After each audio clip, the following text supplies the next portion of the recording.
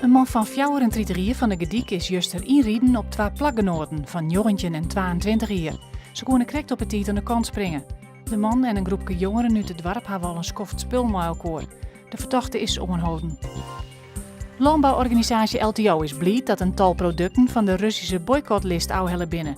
Bijgelijks poortjierappels, een opstekker voor de Friese bouwboeren. Nevens LTO liet het zien dat Rusland eens net zonder de poorters uit het boeteland ken.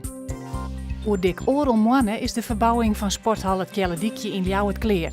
Op dit stuit wordt de hal dat onder andere basketbalclub Ares speelt verbouwd. Zo kind er 1400 man in en komt er een sponsorronte.